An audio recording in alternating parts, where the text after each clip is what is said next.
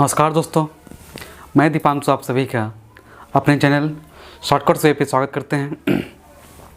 दोस्तों, प्राचीन भारत के सीरीज को आगे बढ़ाते हुए आज हम प्राचीन भारत के अंतर्गत आने वाली टॉपिक जो है मौर्य काल से पूर्व जो विदेशी आक्रमण हुआ था उसके बारे में हम लोग विस्तृत रूप से चर्चा करेंगे। तो देखिए, पहले विदेशी आक्रमण का कुछ कारण जाने में कारण क्या था। तो पहले हम पृष्ठभूमि देखते हैं, फिर आगे हम धीरे धीरे पहले ईरानी आक्रमण बाद में यूनानी आक्रमण दोनों के बारे में पढ़ेंगे। तो क्या है, पहले देखते हैं भारत, ठीक है ना। कि यदि आप भारत के मैप को देखिएगा, जगह तो है नहीं, ठीक है ना, मान लीजिए ऐसे मान लीजिए, ठीक है ना। तो ये जो है इधर तो हिमालय है और इधर क्या है, समुद्र है, महासागर है, ठीक है ना। तो ये तो रास्ता क्या ब्लॉक है, क्योंकि उस समय जब हम बात कर रहे हैं मौर्य काल से पूर्व के काल में, उसमें जो है ना ही अच्छी तरह से नौसेना विकसित था और ना ही ऐसे किसी भी सम्राट के पास, शासक के पास ऐसा कोई पूर्ण रूप से प्रशिक्षित योद्धा नहीं था जो कि ऊंचे पहाड़ पे चढ़ सके, ऊंचे पर्वत पे चढ़ सके, ठीक है ना। तो इसीलिए ये दोनों रास्ता क्या था, ब्लॉक था। तो विदेशी आक्रमण जो भी हुआ तो वो किधर से हुआ, ये पश्चिम भाग से। कहाँ से, पश्चिमी से। पूर्वी क्या था, ब्लॉक था, ठीक है ना। तो वही चीज़ लिखें, क्या है, पहले देखते हैं, लाइन में पढ़ेंगे या समझेंगे। है कि भारत के पूर्वी क्षेत्र में मगध एक शक्तिशाली महाजनपद था। हम इनसे पहले जो है महाजनपद के टॉपिक में हम ये जाने थे कि 16 महाजनपद का विकास कैसे हुआ, और इस 16 महाजनपद में सबसे विकसित, सबसे समृद्ध, सबसे शक्तिशाली कौन था, मगध था, ठीक है ना। तो मगध जो था, मगध महाजनपद के शासक जो थे वो अपने अगल बगल जो भी छोटे छोटे राजा थे उसको चाहे दबदबा के कारण या युद्ध करके जो है उस क्षेत्र को क्या किया, दबदबा, मतलब उस क्षेत्र को पूर्ण रूप से अपने साम्राज्य में मिला लिया, ठीक है ना। तो इसने अगल बगल के राजाओं को हराकर राजनीतिक स्थिरता ला दी। मतलब कि इन क्षेत्र में जो है अब कोई भी राजा नहीं था जो क्या करें, संघर्ष करें, मगध के सम्राटों से, मगध के राजाओं से संघर्ष करें, ऐसा कोई राजा नहीं था, ठीक है ना। तो इसीलिए पूर्वी भाग में क्या था, पूर्वी भाग में पूरी तरह से राजनीतिक और स्थिरता थी। लेकिन जब बात करें पश्चिम भाग का, तो पश्चिम भाग में जो है अभी भी छोटे छोटे गणतांत्रिक क्षेत्र था, ठीक है ना, छोटे छोटे कस्बा था, ठीक है ना। और उन क्षेत्रों में जो है विभिन्न रियासतों के बीच संघर्ष का स्थल था, ठीक है ना। ये क्या था कि आपस में ही संघर्ष करते थे, किधर, पश्चिमोत्तर क्षेत्र में कर रहे हैं, ठीक है ना। तो यहाँ कंबोज, गंधार और मद्रास जैसे रियासत जो था, उनके शासक, उनके राजा जो है आपस में एक दूसरे के साथ लड़ते थे, ठीक है ना। जिससे क्या हुआ, राजनीतिक अस्थिरता थी, ठीक है ना। यदि ये सभी रियासत के राजा आपसी संबंध से यदि शासन करता तो बाहरी विदेशी आक्रमण नहीं होता, ठीक है ना। तो इसी चीज़ का फायदा उठाया हम। साथ ही क्या बोले कि भौगोलिक स्थिति के कारण भी, तो भौगोलिक स्थिति क्या था कि इधर हिमालय था और इधर क्या था, महासागर था। तो इधर एकमात्र रास्ता था जिससे आक्रमण कर सके। तो ये तीन कारण था जिस कारण क्या हुआ, भारत में विदेशी आक्रमण का प्रारंभ हुआ, ठीक है ना। तो इसी दरम्यान बात करेंगे हम कि विदेशी आक्रमणकारियों ने पश्चिमोत्तर क्षेत्र पर आक्रमण किया। तो पहले कौन किया, ईरान, ठीक है ना, ईरान के राजाओं ने, फिर यूनानी के बारे में पढ़ेंगे। पहले बात करते हैं ईरानी आक्रमण, ठीक है ना। तो भारत पर प्रथम जो विदेशी आक्रमण था वो कौन किया था, ईरान ने कौन किया, ईरान ने। तो ईरान में एक हकमनी वंश है, ठीक है ना। और हकमनी वंश के संस्थापक थे साइरस द्वितीय। इसी साइरस द्वितीय द्वारा भारत पर आक्रमण किया गया, पहली बार आक्रमण किया गया। लेकिन साइरस द्वितीय को जो है कोई सफलता नहीं मिली। साइरस द्वितीय ने पहली बार आक्रमण किया लेकिन वो सफल नहीं हो पाया, ठीक है ना। भारत पर दूसरी बार जो आक्रमण किया तो इसी वंश हकमनी वंश के शासक हुए डेरियस प्रथम। कौन थे, डेरियस प्रथम, जिसे दारा प्रथम भी कहते हैं। और इन्होंने दूसरी बार आक्रमण किया और सफलता हासिल की। सफलता हासिल करने के साथ साथ क्या ये, ठीक है ना, पंजाब, सिंध, सिंधु नदी के पश्चिम भूभाग को जीतकर अपने साम्राज्य में मिला लिया, ठीक है ना। तो पंजाब, सिंध और सिंधु नदी के जो भी क्षेत्र था उस क्षेत्र को जीतकर अपने साम्राज्य में मिला लिया और साम्राज्य का विस्तार किया। इस समय ईरान के पास 28 क्षत्रप थे। क्षत्रप का अर्थ होता है प्रांत, ठीक है ना। एक देश के अंदर, ठीक है ना, जितने भी क्षेत्र प्रांत होता है उसे हम क्षत्रप कहते हैं। तो ईरान के प्रांत को ही हम क्या बोलते हैं, क्षत्रप बोलते हैं, क्षत्रप बोलते हैं, ठीक है ना। तो ये क्या था, 20वां क्षत्रप था, ठीक है ना। तो भारतीय क्षेत्रपों में सिंधु नदी का पश्चिम भाग था, जिसमें सिंध, उत्तर पश्चिम सीमांत प्रदेश और पंजाब का हिस्सा शामिल था, ठीक है ना। और क्या क्या कहा गया कि ईरान द्वारा एशिया क्षेत्र से प्राप्त राजस्व का 1/3 हिस्सा बहुमूल्य सोने के रूप में अकेले इसी क्षेत्र से आता था। मतलब कि ये क्षेत्र, इस क्षेत्र तो सिंध, उत्तर पश्चिम सीमांत प्रदेश और पंजाब, ये क्षेत्र इतना समृद्ध था, इतना, ठीक है ना, परिपूर्ण था कि इन क्षेत्र से मिलने वाले टैक्स, राजस्व, पूरे ईरान में जो राजस्व था उसका 1/3 भाग था, ठीक है ना, ये कहा गया। और इस वंश के, किसका, हकमनी वंश के अंतिम शासक कौन हुआ, डेरियस तृतीय। और इनको जो है सिकंदर, जिसे महान सिकंदर कहते हैं, महान सिकंदर ने इसको पराजित करके हरा दिया, ठीक है ना। चलिए, ये क्या था, ये ऊपर है ईरानी आक्रमण, ठीक है ना। तो क्या पूछता है इसमें कि हकमनी वंश के संस्थापक कौन थे, साइरस द्वितीय। और हकमनी वंश के अंतिम शासक कौन थे, डेरियस तृतीय। आ गया डेरियस तृतीय। और इस डेरियस तृतीय को जो है सिकंदर पराजित किया, ठीक है ना।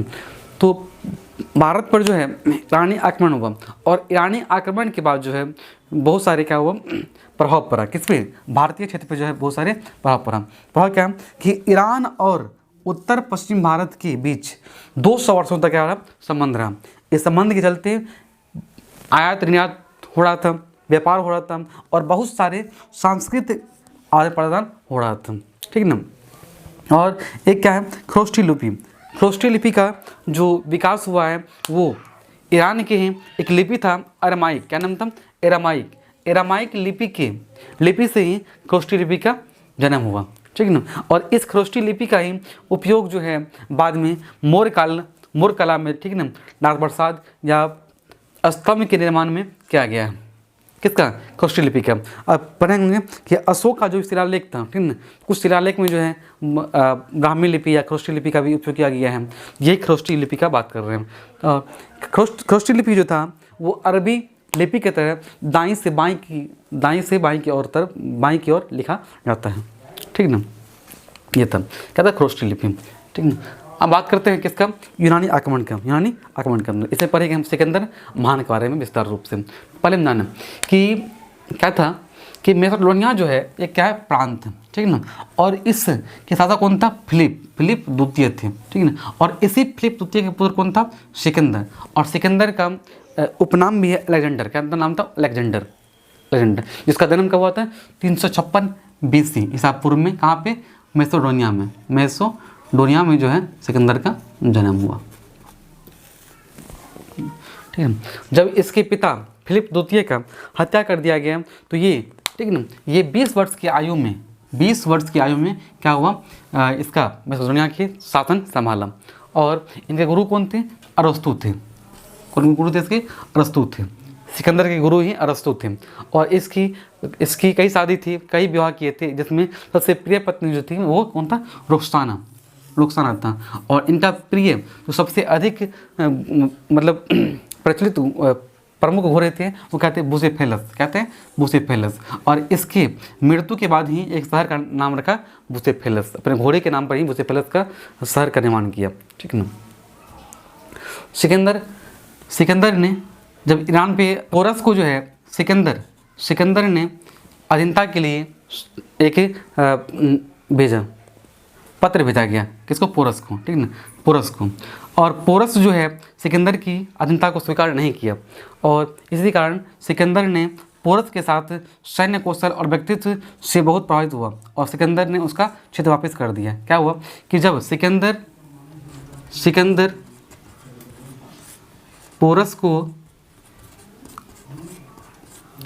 अधीनता स्वीकार करने के लिए एक पत्र भेजा तो पोरस जो है उसका अधीनता स्वीकार नहीं किया।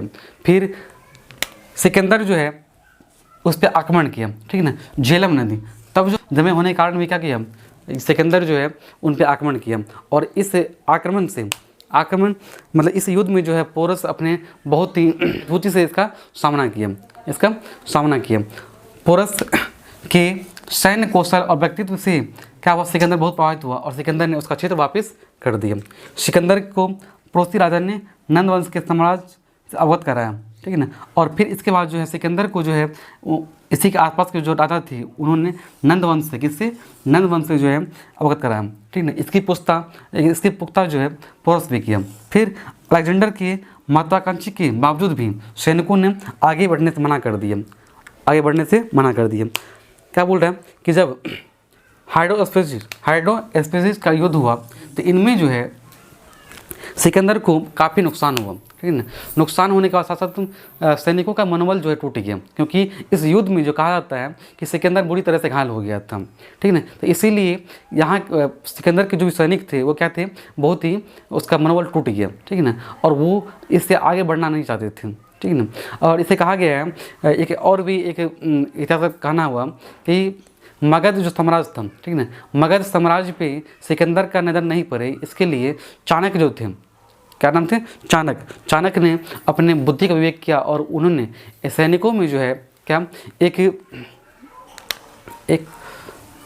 मत फैला दिया, ठीक है ना, कि जो भी ये ब्यास नदी को पार करेगा वो क्या हो, मर जाएगा, क्योंकि ब्यास नदी जो है ईश्वरीय देन है।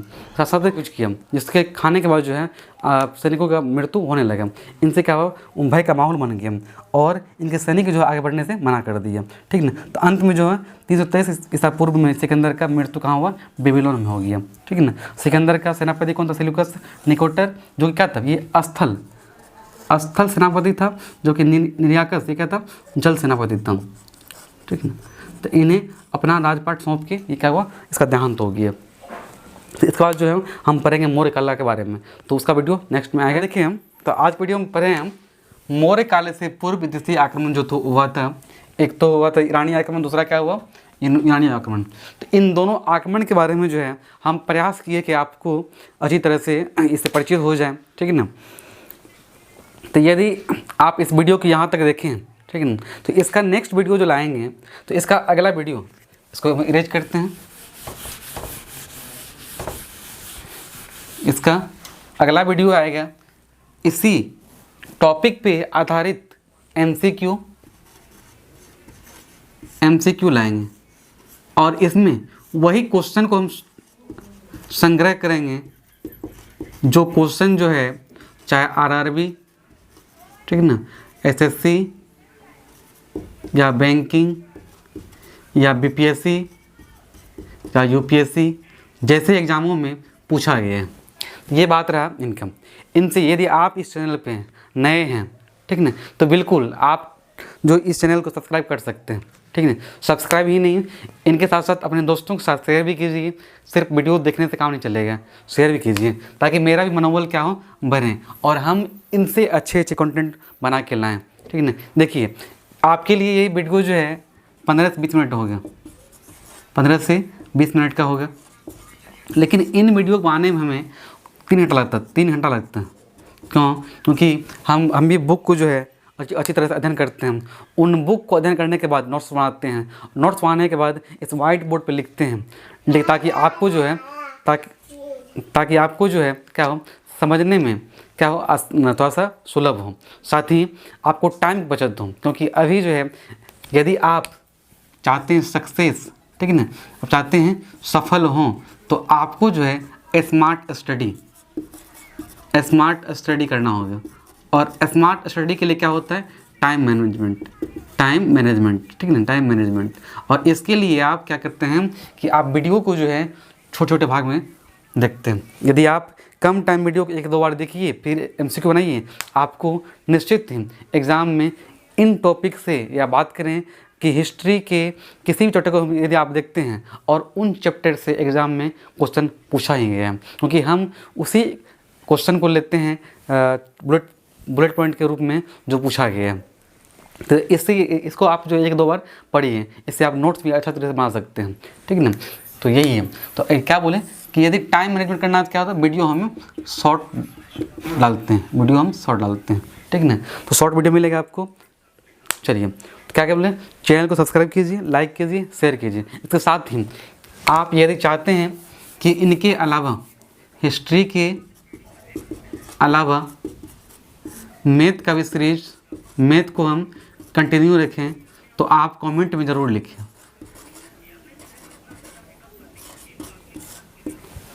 इंग्लिश मेरा ख़राब है, ठीक है ना।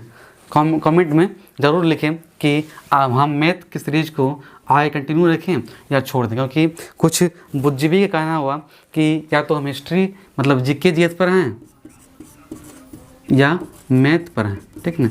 तो ये आप पे डिपेंड करता है, आप सुझाव बेहिचक दे सकते हैं कि क्या करना है, कि मैथ के सीरीज को आगे रखें या यहीं से ख़त्म कर दें, बताइएगा कमेंट में, ठीक। इसके बाद कम्युनिटी पोस्ट होता है, ठीक है ना, उसमें भी एवरीडे हम एक क्वेश्चन प्रयास करते हैं कि डाल दें, और वो क्वेश्चन, वो कम्युनिटी पोस्ट जो है करंट इशू से रिलेटेड हो, ठीक। तो यदि आप विजिट कर रहे हैं, चैनल पर वीडियो देख रहे हैं, तो आप कम्युनिटी पोस्ट में जाकर भी उसमें वोट डालें और उसके जवाब देने का प्रयास करें। थैंक यू, धन्यवाद, जय हिंद।